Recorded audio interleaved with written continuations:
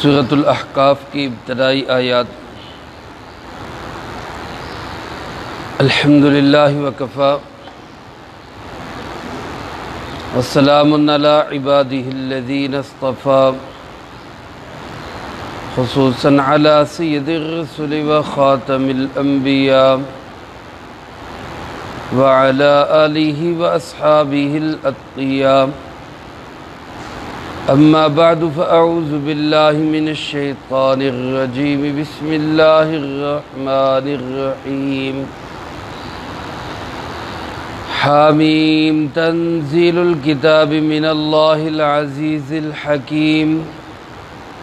ما خلقنا السماوات والارض وما بینہما الا بالحق واجل مسمى،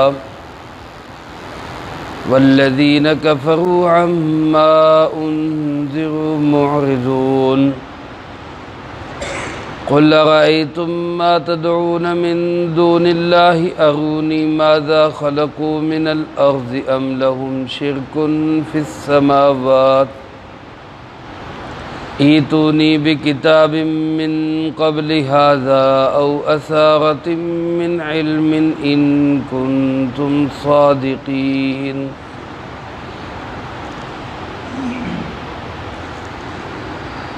حامیم تنزیل الکتاب من اللہ العزیز الحکیم۔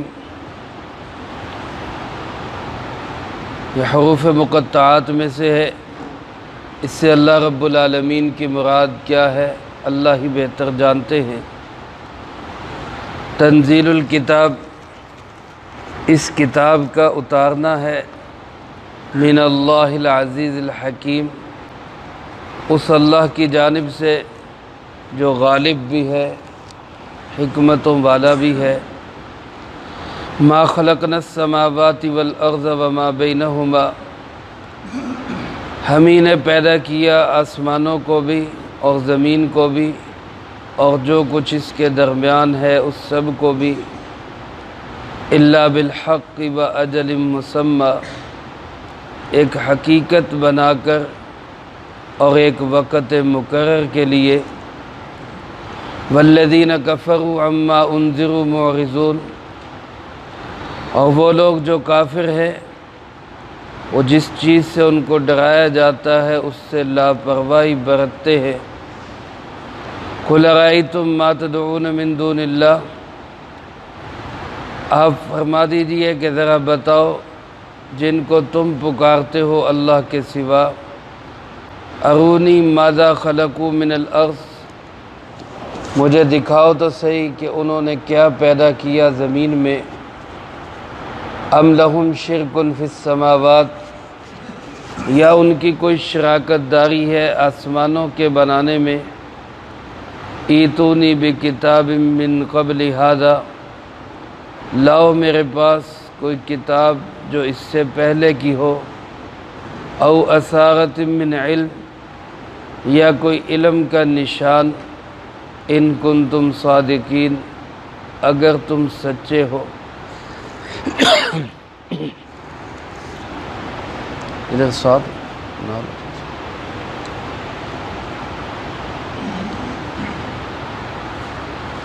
اس سورۃ مبارکہ کا نام سورۃ الاحقاف ہے۔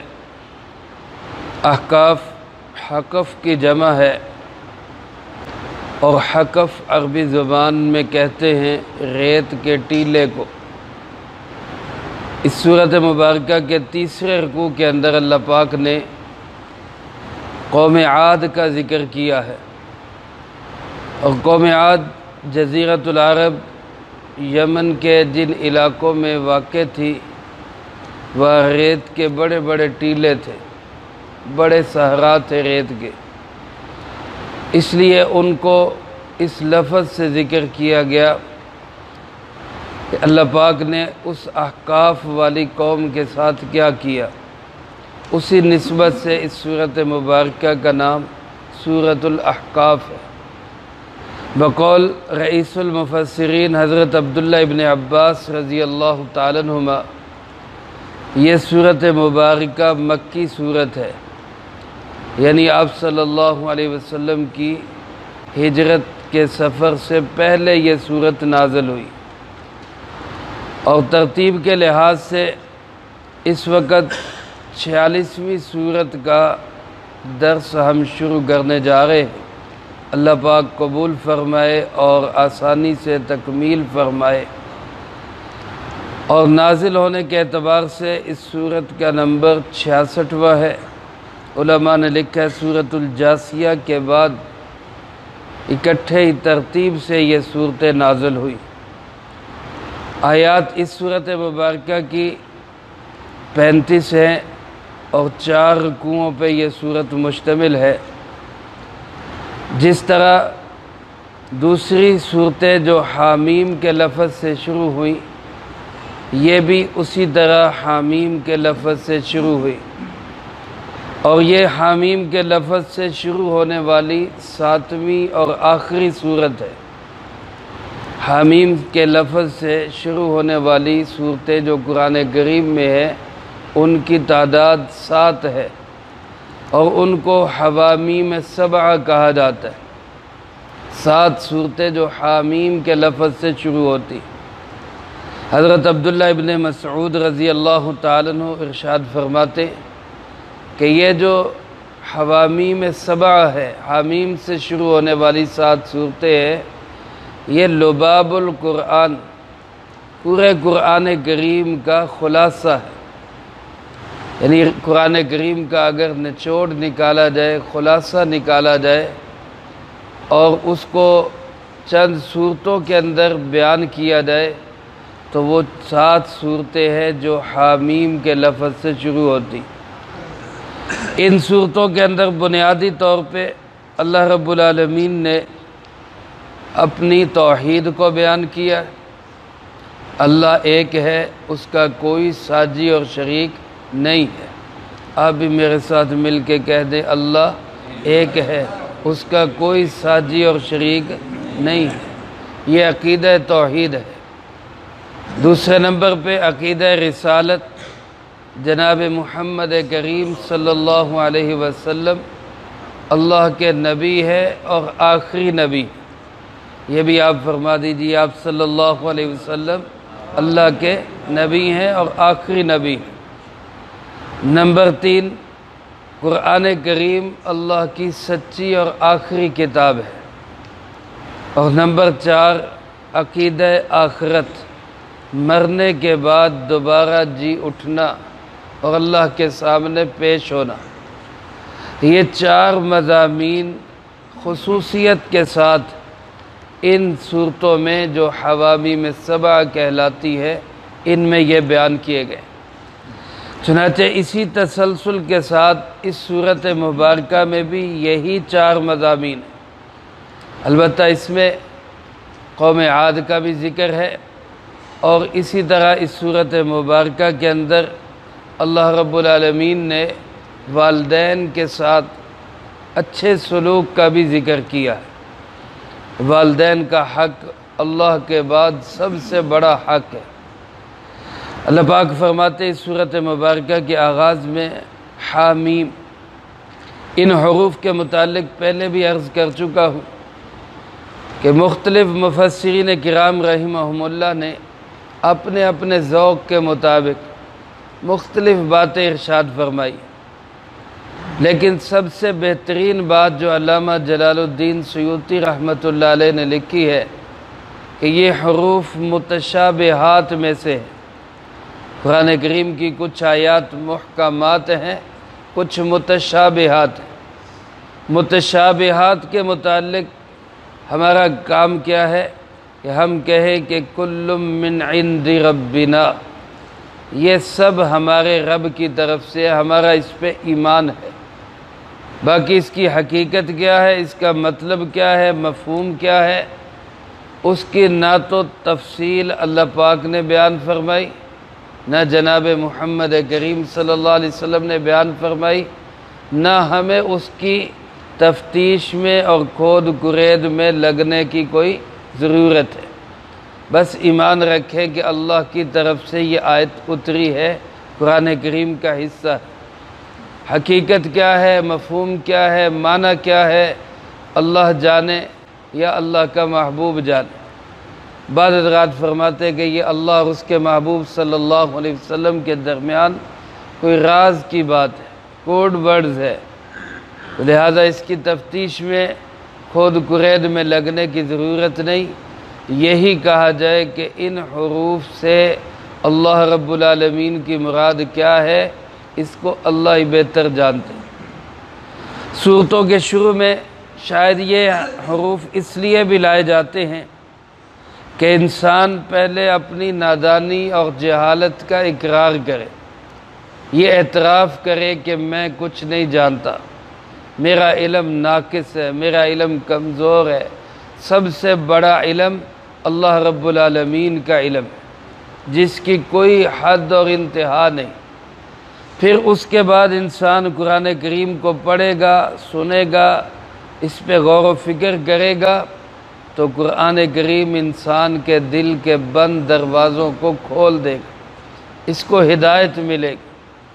لیکن اگر انسان کے دل دماغ میں یہ بات بیٹھی ہوئی ہو کہ جی مجھے سارا پتہ ہے، میں سب کچھ جانتا ہوں، تو پھر یہ انسان قرآن بھی پڑھے گا تو قرآن سے بھی اس کو ہدایت حاصل نہیں ہوگی، بلکہ ابو جہل جیسے لوگوں نے خود جناب محمد کریم صلی اللہ علیہ وسلم سے قرآن سنا، اللہ کے محبوب صلی اللہ علیہ وسلم سے سنا اور قرآن کو اترتے دیکھا، پھر بھی دل کے بند دروازے نہیں کھولے، کیونکہ دل دماغ میں یہ بات بیٹھی ہوئی تھی کہ ہم تو پہلے ہی بہت کچھ جانتے، ہم اس سے زیادہ جانتے ہیں۔ اس لیے میرے محترم دوستو، قرآن و سنت کے مقابلے میں ہمیشہ اپنی نادانی، اپنی جہالت، ناواقفیت کا ہی اعتراف کرنا چاہیے۔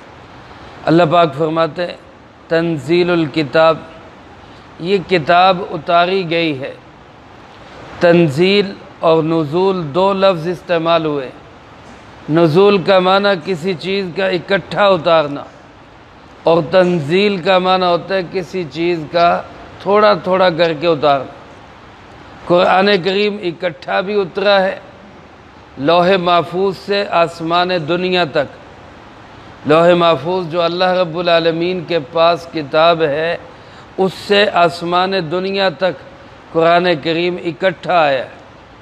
پھر آسمان دنیا سے جناب محمد کریم صلی اللہ علیہ وسلم کے قلب مبارک تک اکٹھا نہیں آیا، بلکہ تھوڑا تھوڑا کر کے تقریباً 23 سال کے عرصے میں مکمل ہوا ہے۔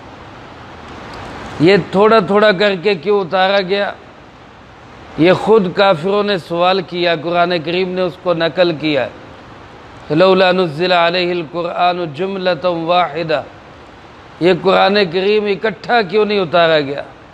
تورات اکٹھی آئی، زبور اکٹھی آئی، انجیل اکٹھی آئی ہے، قرآن کریم اکٹھا کیوں نہیں آیا؟ تو اللہ پاک نے اس کا جواب دیتے ہوئے ارشاد فرمایا کذالک لنثبت بہ فؤادک ورتلناہ ترتیلا، ہم نے یہ تھوڑا تھوڑا کر کے اس لیے اتارا تاکہ آپ کے دل کو ہم مضبوط کریں۔ یعنی جب کافروں کی طرف سے کوئی بات پیش آئے، کوئی مسئلہ پیش آئے، ادھر سے قرآن کریم آ جائے، آپ کا دل مضبوط ہو جائے، آپ کو تسلی اور حوصلہ ہو جائے۔ تو قرآن کریم کو تھوڑا تھوڑا کر کے اتارنے میں حکمت یہ ہے کہ اس سے دل کو مضبوطی حاصل ہوتی، اور علماء نے لکھا ہے کہ یہی اس کا فائدہ ہے۔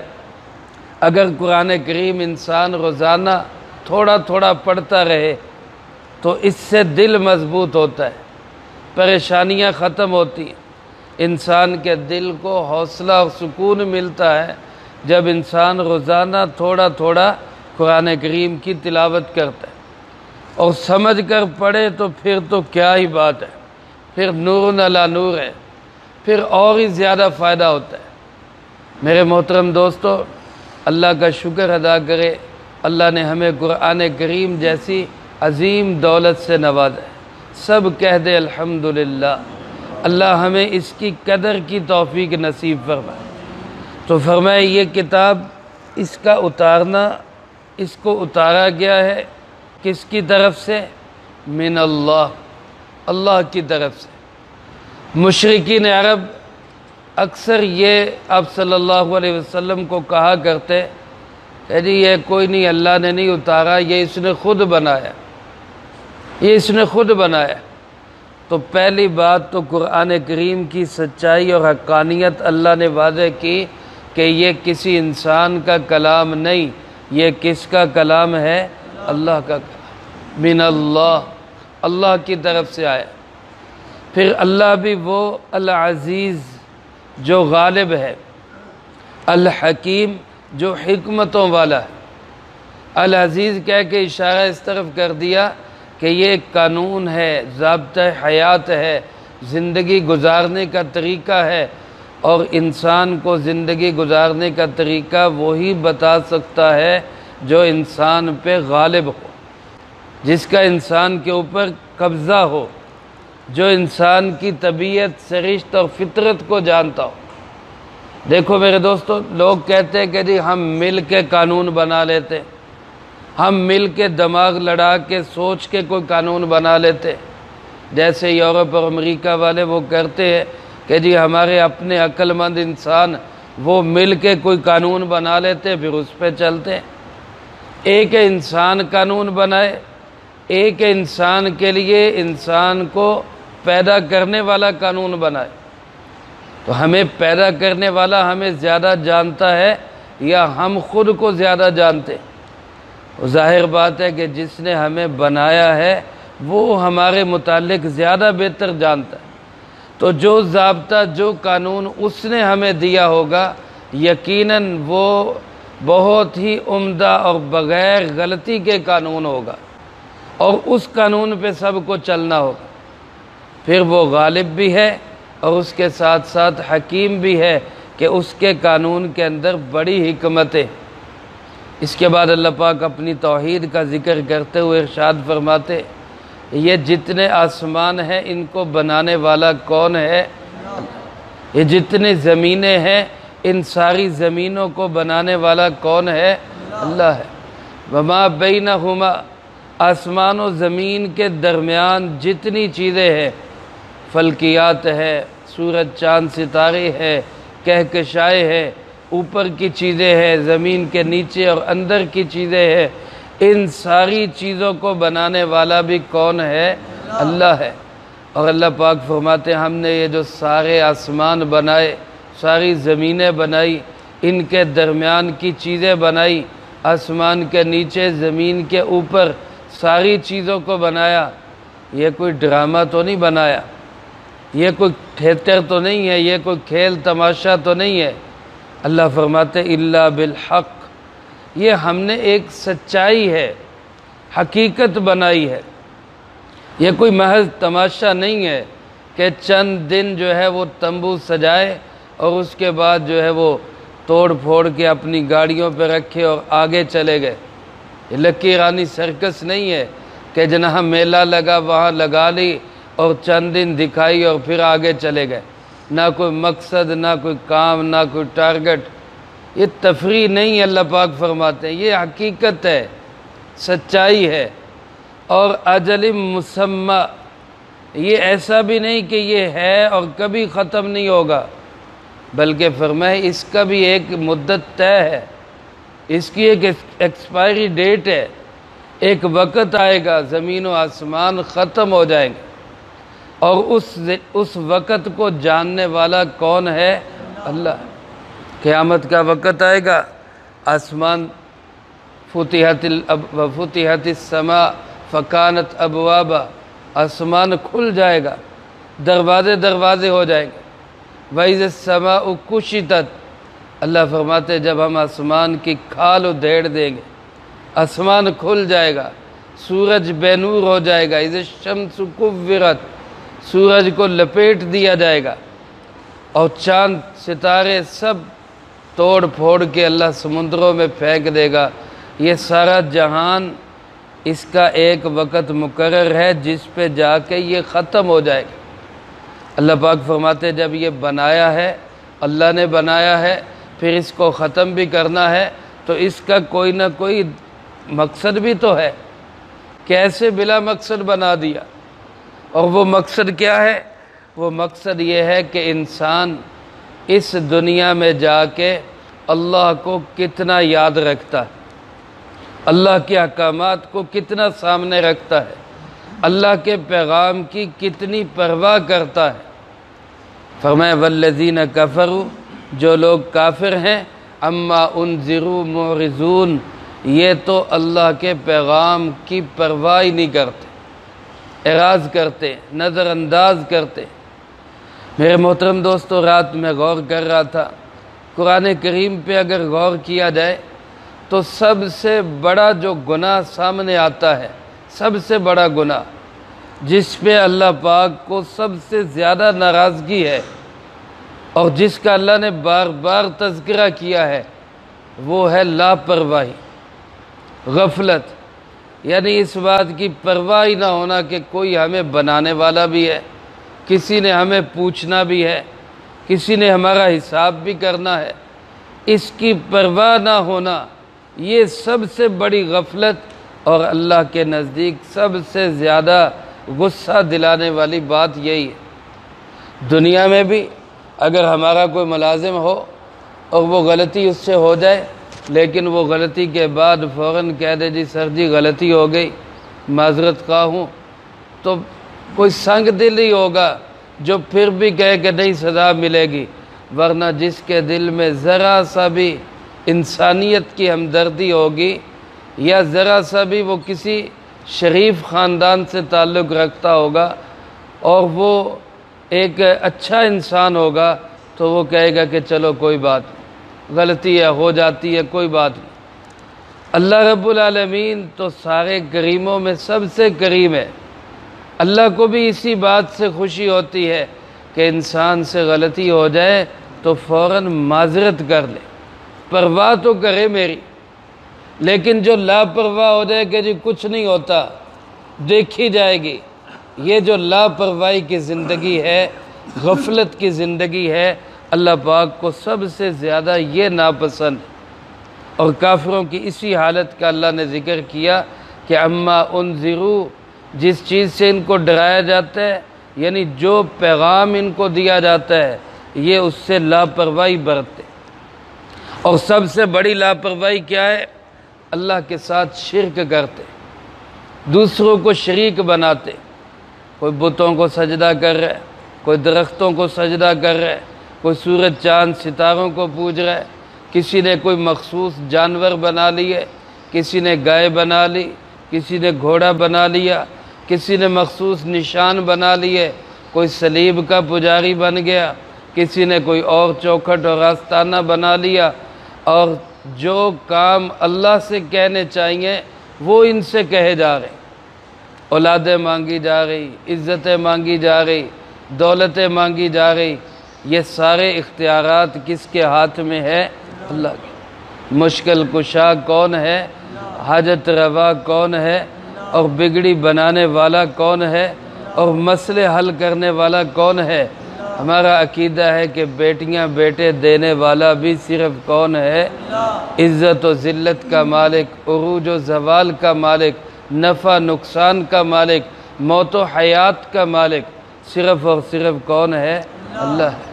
تو ہر چیز مانگنی بھی کس سے چاہیے؟ اللہ ہے۔ اللہ پاک ان سے سوال کرتے ہیں۔ اللہ اپنے حبیب صلی اللہ علیہ وسلم سے فرماتے میرے محبوب آپ ان سے پوچھیں، یہ جو اللہ کو چھوڑ کے دوسروں کو پکارتے ہیں، ارأیتم ما تدعون من دون اللہ، اللہ کو چھوڑ کے دوسروں کو پکارتے ہیں، ان سے مدد مانگتے ہیں، ان سے مرادیں مانگتے ہیں، آپ ذرا ان سے سوال کریں کہ اس کی کوئی دلیل تو دیں، کوئی اس کی دلیل تو دے۔ اور دلیلیں دو طرح کی ہو سکتی ہیں، یا تو دلیل یہ ہوگی کہ کسی نے کوئی چیز پیدا کی ہے تو اللہ پاک فرماتے ارونی ماذا خلقوا من الارض، ذرا دکھاؤ انہوں نے زمین میں کون سی چیز بنائی، اللہ کے علاوہ کسی اور نے کوئی چیز بنائی؟ ایک مکھی کا ہی اللہ نے چیلنج کیا ہے، ایک مکھی بھی بنائی ہے تو وہی دکھاؤ۔ بلکہ فرمایا مکھی بنانا تو دور کی بات ہے، مکھی ان کے نظر و نیاز اور مٹھائی اور چڑھاوے میں سے کچھ اٹھا کے لے جائے تو یہ تو اتنے کمزور ہیں کہ واپس نہیں لے سکتے۔ بتاؤ کون سی چیز انہوں نے بنائی؟ ام لہم شرک فی السماوات، یا کوئی آسمانوں میں انہوں نے اللہ کے ساتھ کوئی شراکت داری کی ہے، آسمان بنانے میں کوئی شریک ہو گئے ہیں، یہ ہاتھ بٹایا ہے اللہ کا انہوں نے؟ نہ زمینیں انہوں نے بنائی، نہ آسمان انہوں نے بنائے، نہ مکھی مچھر تک معمولی سی چیز انہوں نے پیدا کی، تو کس لیے ان کو خالق بنایا جائے؟ کس لیے ان سے مدد مانگی جائے؟ کس لیے ان کو جو ہے رب کا درجہ دیا جائے؟ بنانے والا تو صرف کون ہے؟ اللہ ہے۔ تو جو بنانے والا ہے وہی اس لائق ہے کہ اس کو سجدہ کیا جائے، وہی اس لائق ہے کہ اس کے نام کی نظر و نیاز دی جائے، وہی اس لائق ہے کہ اس کو مشکل کشا اور حاجت روا سمجھا جائے اور اس سے مرادیں اور منتیں مانگی جائے۔ اس کا حقدار صرف کون ہے؟ اللہ۔ دوسری دلیل اللہ پاک فرماتے یہ ہو سکتی ہے کہ کسی کتاب میں لکھا ہو، کسی آسمانی کتاب میں آیا ہو، تو ایتونی بکتاب من قبل ھذا، اس سے پہلے کی کوئی کتاب ہے تو وہ کتاب ہی لے آؤ۔ کسی تورات میں لکھا ہے کہ اللہ کے سوا یہ بھی معبود ہیں، انجیل میں لکھا ہے وہ لے آؤ، زبور میں لکھا ہے وہ لے آؤ، کسی اور صحیفے میں لکھا ہے وہ کتاب ہی پیش کر دو کہ جناب یہ سابقہ کتابوں میں بھی یہ لکھا ہے۔ چلو یہ نہیں ہو